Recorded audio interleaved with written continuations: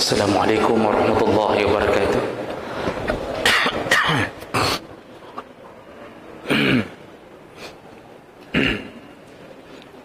Innal hamdalillah nasta'inuhu wa nastaghfiruh wa na'udzu bihi min shururi anfusina wa min sayyiati a'malina. May yahdihillahu fala mudilla lahu wa may yudlil fala hadiya lahu. Asyhadu an la ilaha illallah wahdahu la syarika lahu wa asyhadu anna Muhammadan 'abduhu wa rasuluhul karim.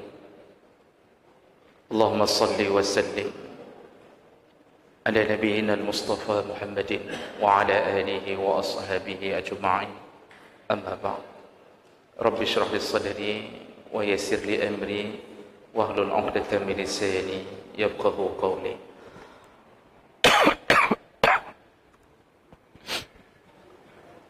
Segala puji bagi Allah, kemudian salawat dan salam kepada Rasulullah, pada keluarga dan seluruh sahabat-sahabatnya.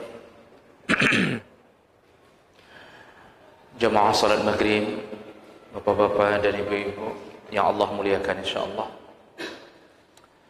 Setelah kita menyelesaikan fadilah surah Luqman, malam ini kita akan melanjutkan kepada fadilah surah As-Sajadah. Sekali lagi, kita hanya membahas surat-surat yang memang Nabi menyebutkan fadilahnya. Artinya kita akan menyelangi pembahasan apabila tidak ada keterangan tentang fadilah surat-surat tertentu. Ataupun kalau ada keterangan tapi berbentuk hadis-hadis yang maudhu' atau dhaif, maka itu pun tidak kita ikutkan dalam pembahasan. Baik, surat As-Sajadah yaitu surah yang ke-32 dalam Al-Quran. Surat ini terdiri dari 30 ayat dan termasuk golongan surat Makkiyah.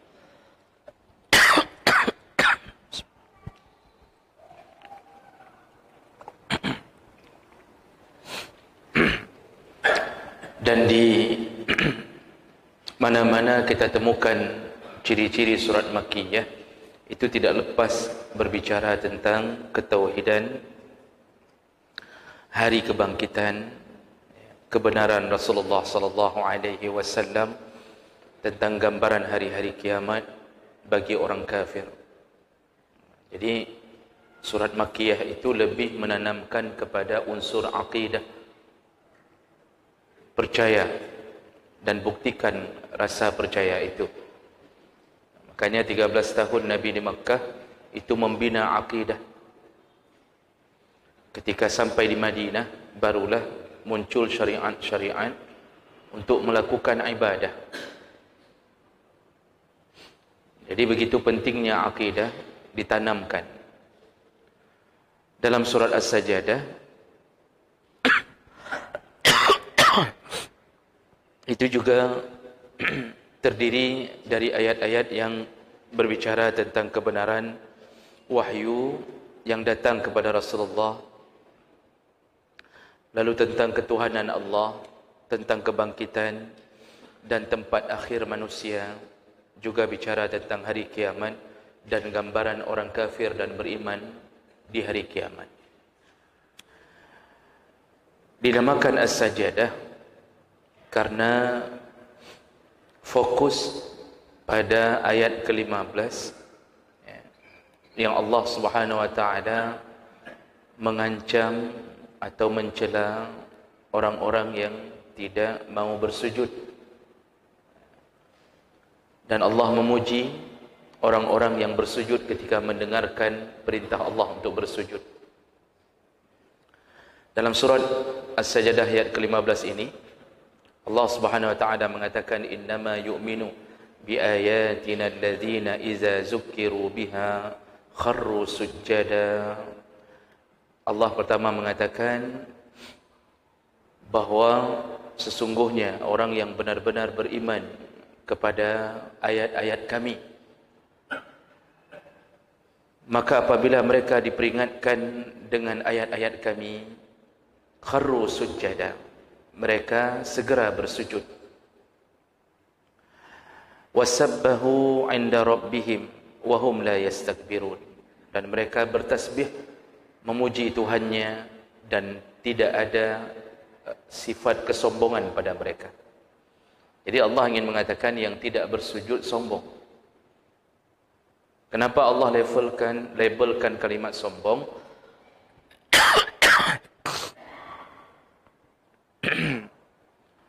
Karena Allah nisbahkan kepada perbuatan iblis bahwa iblis ketika disuruh sujud, lalu dia mulai menunjukkan kesombongannya di hadapan Allah. Maka orang-orang yang hari ini ketika mendengarkan ayat sajadah dan sengaja tidak mau sujud dengan kemampuan yang dia miliki, artinya tidak cacat, tidak uzur, ada sebahagian ulama memakruhkannya. Makanya hukum untuk melakukan sujud pada ayat-ayat sajadah, jumhur ulama mengatakannya sunnah. Artinya lebih baik bersujud, baik bagi yang membaca ataupun bagi yang mendengar. Sekali lagi, bagi yang membaca dan yang mendengar. Jadi kalau kita mendengarkan bacaan ayat sajadah, walaupun kita tidak membacanya, tapi kita tahu itu ayat sajadah, maka disunnahkan bersujud. Dan tentunya sujud tilawah itu punya ketentuan. Salah satunya harus bersuci. Jadi dalam keadaan bersuci. Kalau sedang tidak ada wudu, maka disuruh berwudu. Baik, jemaah mereka Allah Subhanahu wa taala. Dan sujud itu adalah bahagian yang paling mulia di sisi Allah. Karena di saat itu kita menyatukan antara kepala dan kaki. Jadi kita merendahkan kepala yang seharusnya menjadi puncak ketinggian kita. Kita rendahkan sederajat dengan kaki, hanya untuk Allah. Disitulah Allah memuliakan hamba yang mau memuji dan menyembah Allah dengan cara kepala disejajarkan dengan kaki. Jadi makin rendah tubuh kita di hadapan Allah, makin tinggi derajat kita di hadapannya. Makin rendah tubuh kita di hadapan Allah, makin tinggi derajat kita di hadapannya.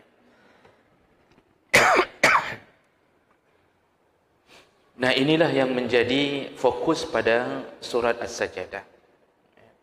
Baik, kemudian barulah kita akan lihat fadilah dari surat As-Sajdah berdasarkan keterangan dari hadis-hadis Nabi sallallahu alaihi wasallam. Yang pertama, surah As-Sajdah adalah surah yang sering dibaca Nabi di subuh hari Jumaat.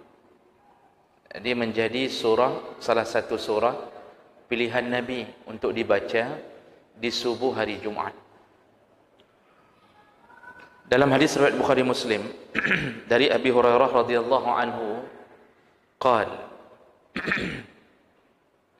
kana an-nabi sallallahu alaihi wasallam yaqra'u fil fajri yawm al-jum'ah alif lam mim tanzil as-sajdah wa hal ata 'ala al-insan, yaitu surat al-insan.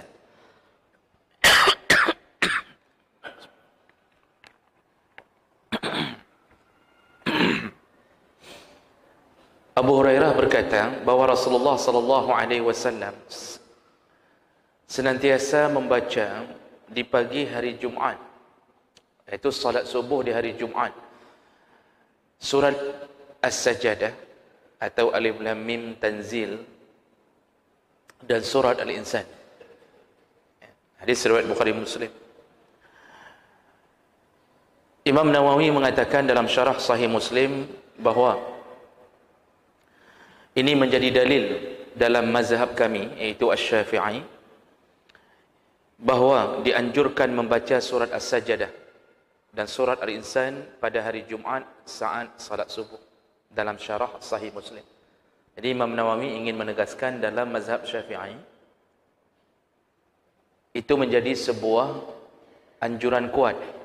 Hari Jumaat subuh menjadi anjuran kuat untuk membaca As-Sajdah dan Al-Insan.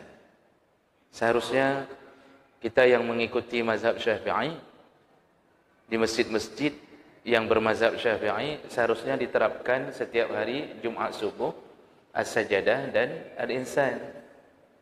Tapi ada sebahagian yang malah menjadikan Sajadah Al-Insan momok menakutkan di subuh Jumaat.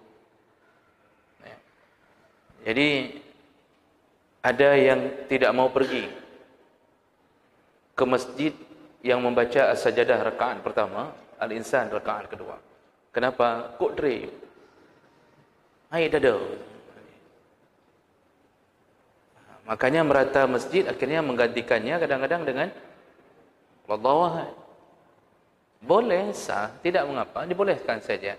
Tetapi anjuran Nabi, dan ini dituliskan dengan jelas oleh Imam Nawawi, salah satu ulama besar dalam kalangan mazhab Syafi'i, bahawa dalam mazhab Syafi'i pun disunnahkan untuk membaca Sajadah dan Al-Insan.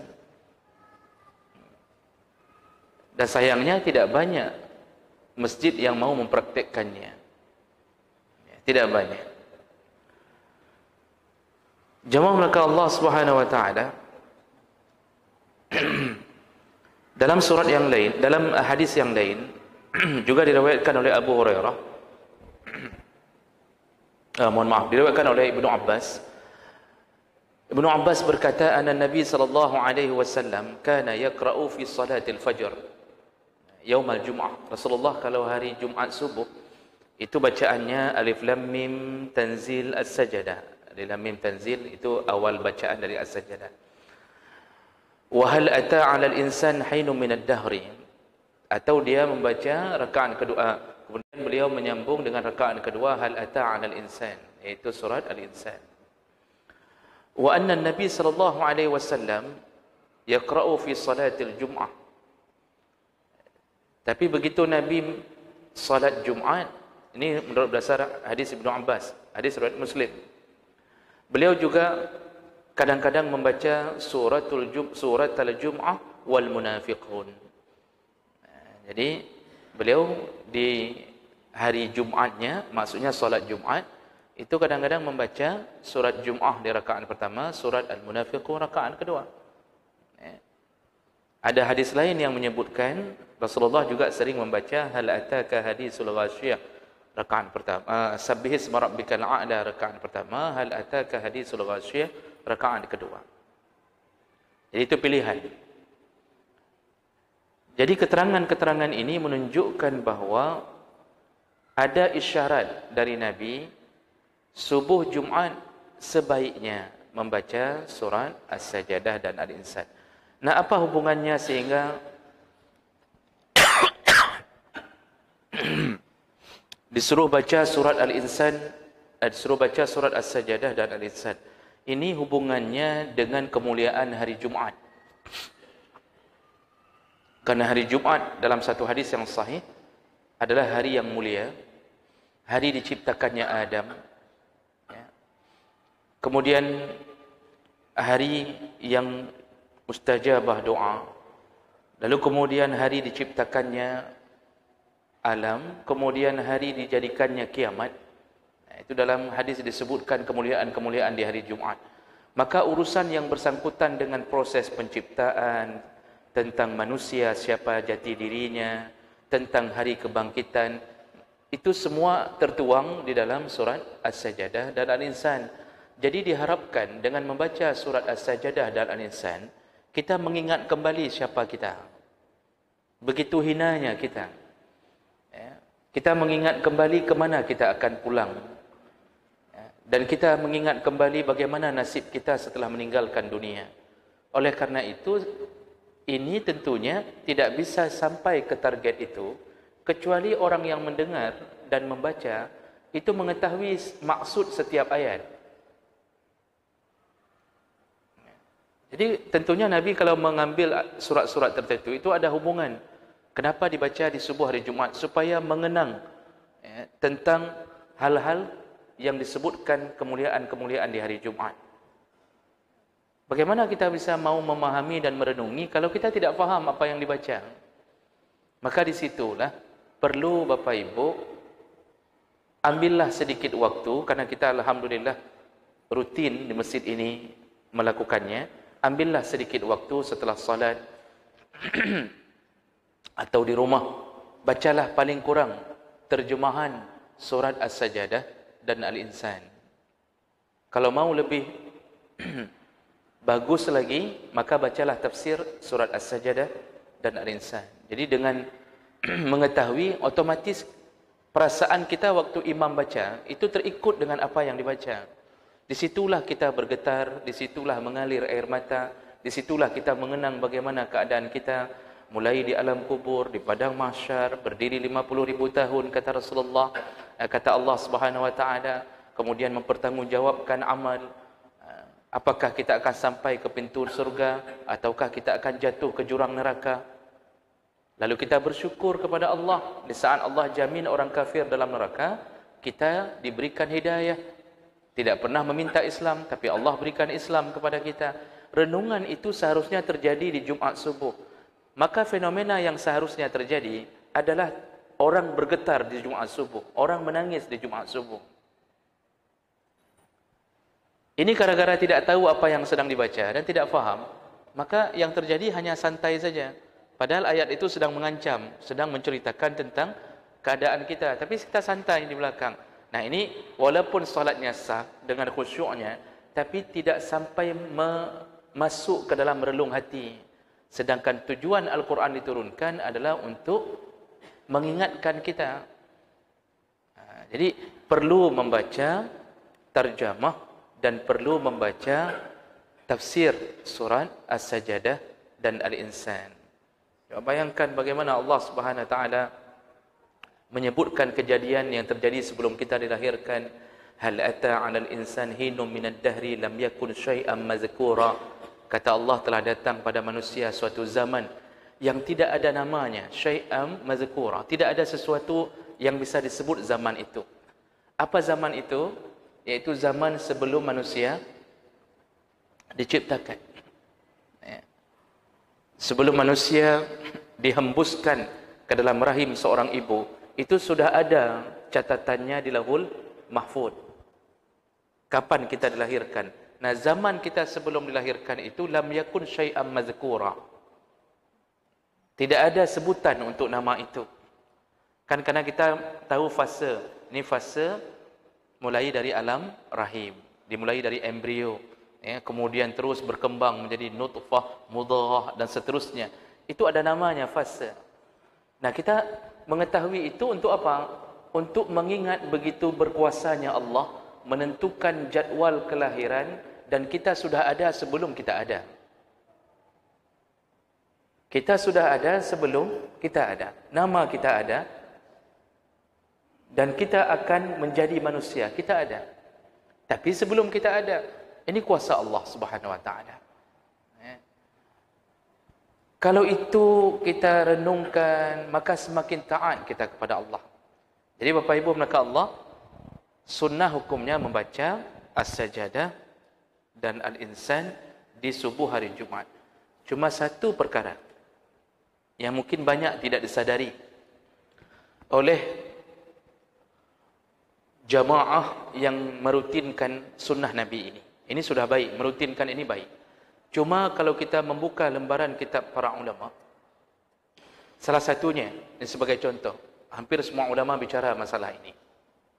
Itu Jumat subuh, Allah Subhanahu Nabi mengajarkan membaca atau menyunahkan membaca As-Sajadah. Itu fokusnya pada memuliakan Jumat atau memuliakan sujudnya. Jadi disuruh baca As-Sajadah karena ada ayat untuk sujud, atau karena sajadah itu bicara cocok dengan fadilah hari Jumat. Karena tadi kita sebutkan fadilah hari Jumaat, hari diciptakannya Adam, hari begini, hari begitu, itu disebutkan oleh Allah dalam As-Sajdah. Apakah As-Sajdah disuruh baca karena berhubungan dengan kemuliaan hari Jumaat atau berhubungan dengan adanya ayat sajadah? Inilah yang akan menimbulkan salah faham. Sehingga timbul pemahaman seakan-akan tiap subuh Jumaat harus ada sujud tilawah. Jadi yang terjadi kadang-kadang ada imam itu tidak mau ganti-ganti ayat sajadah. Karena takut kalau baca ayat lain tidak bertemu dengan sujud tilawah.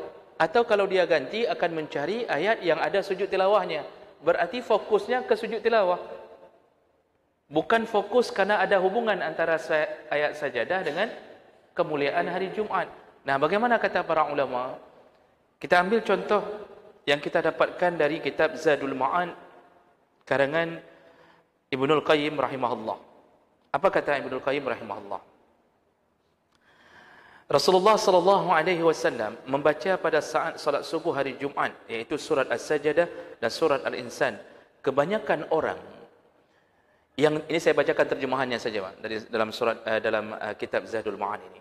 Kebanyakan orang yang tidak memiliki ilmu menyangka bahawa yang dimaksud ketika salat subuh hari Jumaat adalah mengadakan sujud tambahan yang mereka sebut dengan sajadah Jumaat. Sehingga jika surat As-Sajdah tidak dibaca, maka menurut mereka maksudnya yang tidak berilmu tadi, kata Ibnul Qayyim, menurut mereka itu hendaknya memilih surat lain yang juga ada ayat As-Sajdah. Jadi ini malah di sisi para ulama hukumnya makruh untuk merutinkan supaya menolak pemahaman yang salah tadi. Jadi begini, ini waham. Waham itu muncul di tengah masyarakat awam, yaitu dugaan seakan-akan hari Jumaat itu harus ada sujud tilawah. Jadi seakan-akan kalau baca sajadah itu karena sujud tilawahnya. Lalu kalau tiba-tiba imam mengganti ayat, ini sudah rutin nih contohnya Pak, sudah rutin. Tiba-tiba imam mengganti surat, dibacalah surat yang tidak ada sajadahnya. Ada sebahagian jemaah komplain, kok enggak baca itu? Kan kita hari Jumaat seharusnya kan baca sajadah. Ini enggak betul ini. Ini sudah melakukan perbuatan bid'ah ini kalau begini. Ini imam harus ganti ini kalau begini. Masa begitu berdiri imam lain langsung bacanya Sabbih isma rabbikal a'la atau wasyamsi wadhuhaha atau ayat-ayat lain. Sehingga termuncullah waham di tengah jamaah bahawa Jumaat harus ada sajadah. Ini malah perbuatan ini menurut Ibnul Qayyim, imam harus sekali-kali mengganti sajadah dengan surat lain. Tidak boleh dirutinkan terus-terusan, makruh hukumnya merutinkan terus-terusan kalau model jamaahnya begini. Yang model tadi itu, yang merasa bahawa kalau enggak ada sajadah, itu ada kekurangan hari Jumaat itu kita salat. Kenapa? Karena membaca sajadah di hari Jumaat hukumnya sunnah bukan wajib. Jadi jangan sampai timbul waham seakan-akan menjadi wajib. Maka apa saran ulama ini? Sekali-sekali imam itu ganti dengan ayat lain. Sehingga membuat masyarakat awam tidak merasa itu wajib. Jadi kalau sudah ganti ayat lain lalu muncul komen, enggak ada masalah. Kan sekali-sekali digantikan enggak ada masalah. Itu berarti sudah bagus pemahamannya. Tapi kalau ribut di WA gara-gara enggak ada sajadah, langsung status di WA muncul. Jumaat yang aneh judulnya. Kenapa Jumaat yang aneh? Hana baca sajadah. Hanjik kebut imumnya, payah kantornya, payah begah bak pengurus, hanjik pakai le imum lagi. Ini malah menimbulkan pemahaman seakan-akan sujud tilawah atau membaca surat dan sajadah adalah wajib. Maka disuruh ganti sekali-sekali. Yang perlu bite bak imum. Tapi kalau kita semua sudah memahami bahawa itu bukan wajib, enggak dibaca pun tidak masalah, berarti kita sudah pada level mengetahui, bukan lagi yang dimaksud oleh Ibnul Qayyim tadi. Maka tidak mengapa untuk melanjutkannya. Jadi ini peringatan bagi mereka yang merasa bahawa seakan-akan as-sajadah menjadi bacaan wajib di hari Jumaat. Lalu Ibnul Qayyim mengatakan, Aku pernah mendengar Syekhul Islam Ibnu Taimiyah berkata bahawa Nabi SAW membaca dua surat tersebut di subuh hari Jumaat karena dua surat tersebut menjelaskan kejadian-kejadian besar di hari Jumaat. Di hari Jumaat diciptakannya Adam, di hari tersebut kita akan teringat terjadinya kiamat, dan manusia dikumpulkan terjadi pada hari Jumaat, dibangkitkan pada hari Jumaat, dan dibacanya surat tersebut untuk mengingat apa yang terjadi pada hari Jumaat, bukan fokus pada sujudnya. Sehingga Ibnu Taimiyah mengatakan, jadi sujud tilawah itu hanya ikutan. Sujud tilawah itu hanya ikutan, bukan tujuan utama. Jadi bukan sujudnya yang jadi tujuan utama. Berarti membaca surah As-Sajdah karena hubungannya dengan kemuliaan hari Jumaat, bukan karena harus sujud di hari Jumaat. Maka kalau ganti ayat lain, nggak mesti pilihannya yang harus ada sujud. Jadi jangan sampai imam menjadi khawatir. Hanya sudah baca ayat lain, masalahnya karena nggak ada sujud.